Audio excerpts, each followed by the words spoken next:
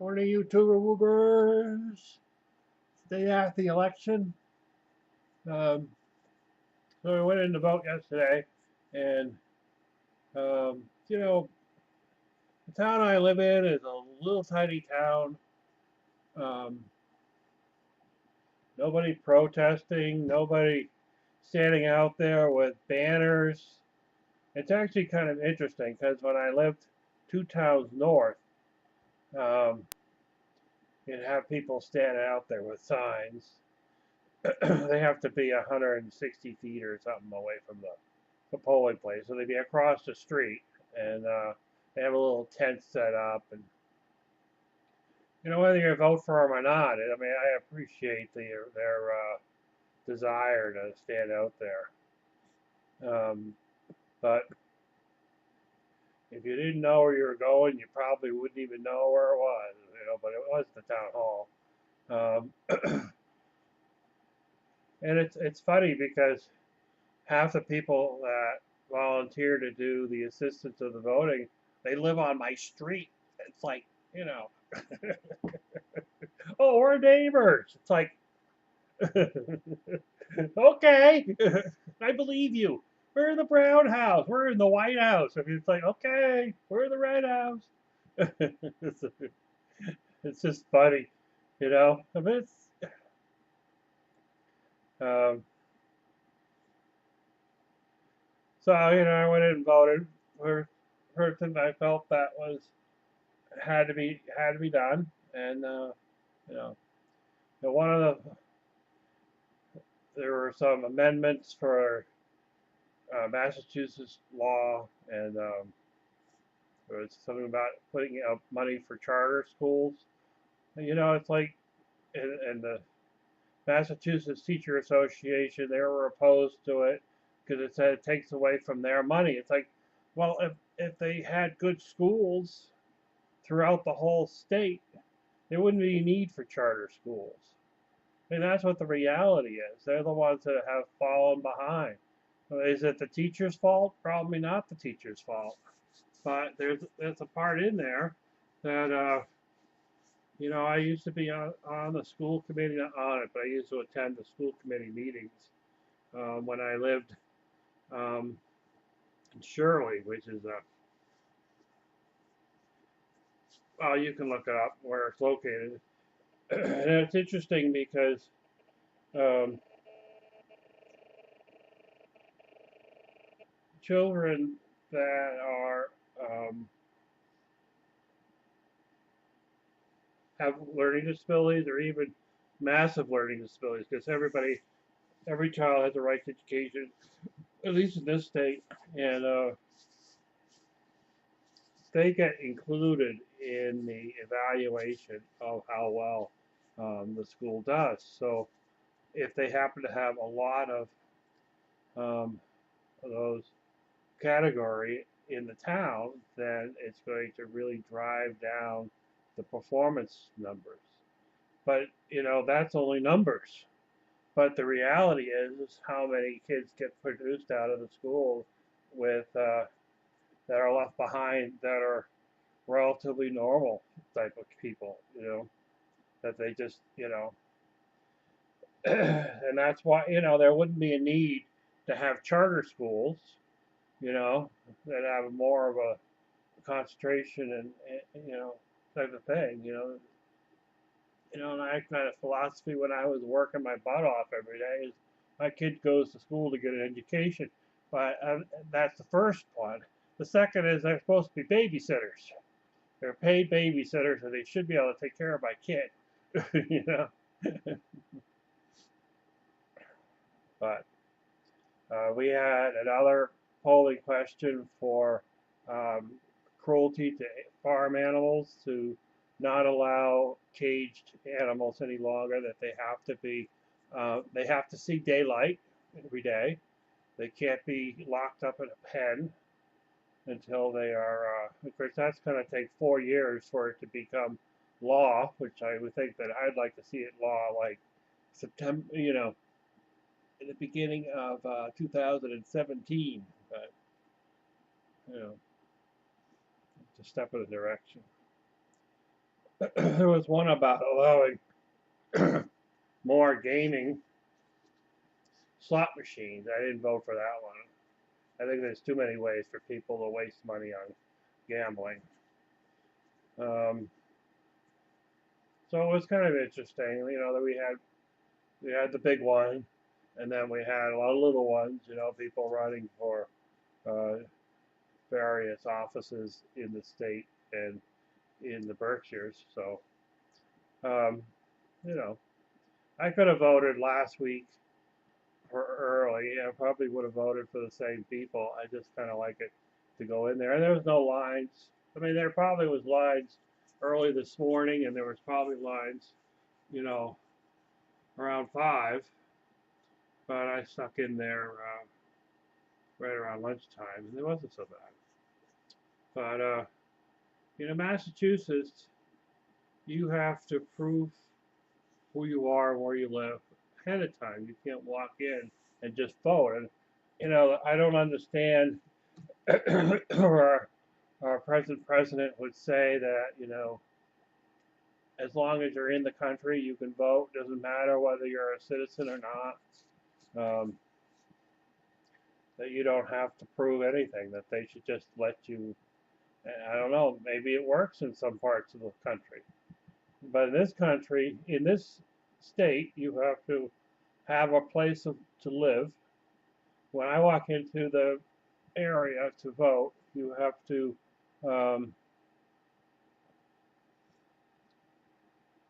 you have to say where you live, and you have to say your name, and your name first, and then then you go to the place where there's O's, which is always the middle, and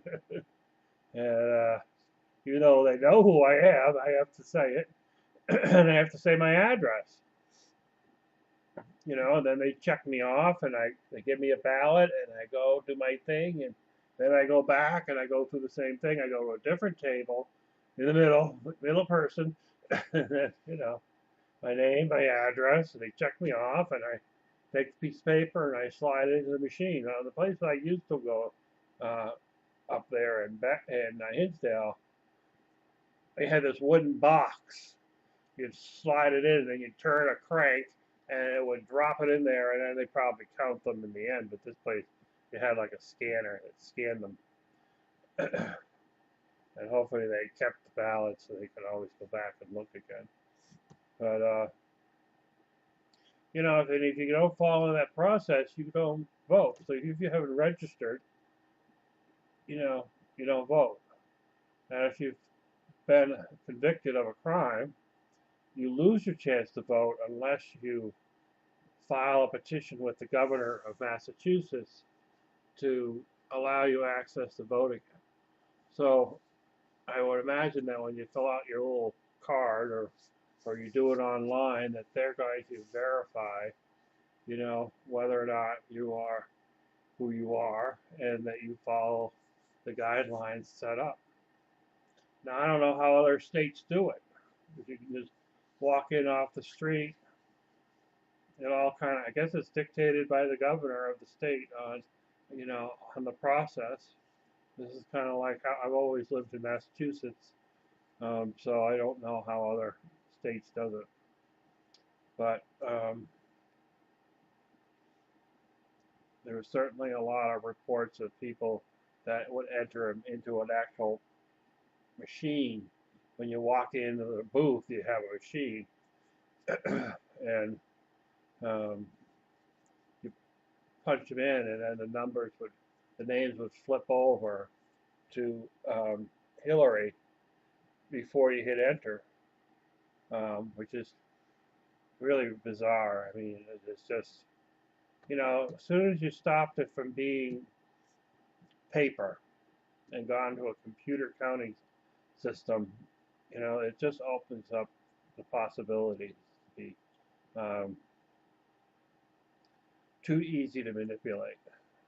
And it'd be one place that we should stick with paper. I mean, you can file your taxes online, um,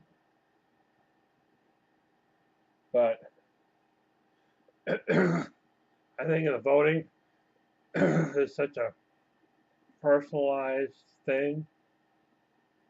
And it's supposed to be confidential about who you vote for. So,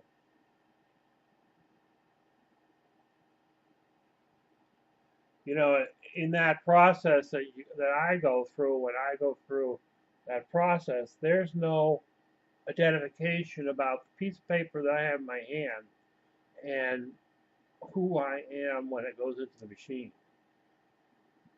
because they don't keep track of like which number ballot that you insert in the machine. You know, you take it and you go into all these little booths, you know, and you could randomly, depending on how it took me longer because it was my eyes were kind of not focusing well, so it took me longer. So I mean, somebody could jump rank.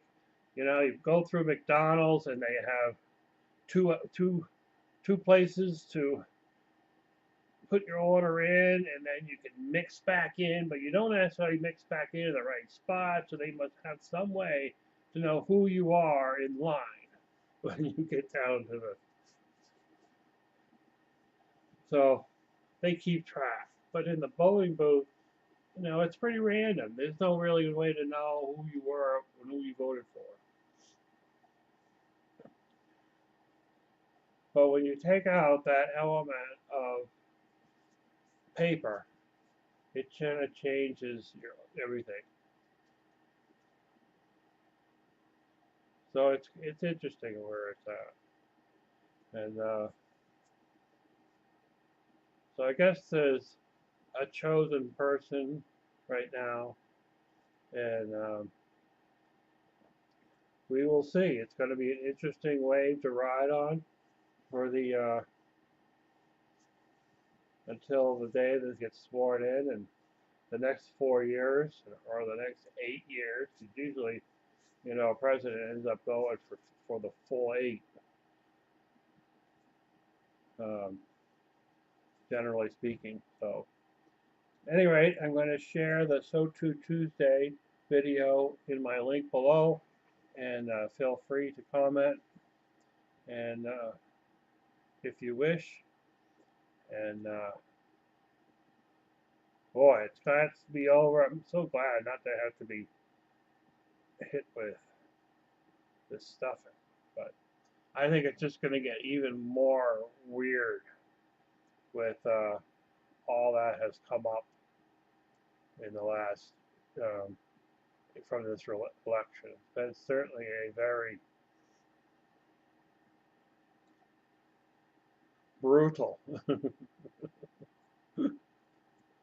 It's been, you know, usually it's mudslinging back and forth. You know, mudslinging, you handle that, but there's been so much information that has been brought up to the surface about one of the candidates' activities in their in her and her husband's political career, that it's just going to be outstanding, really amazing to see how things go.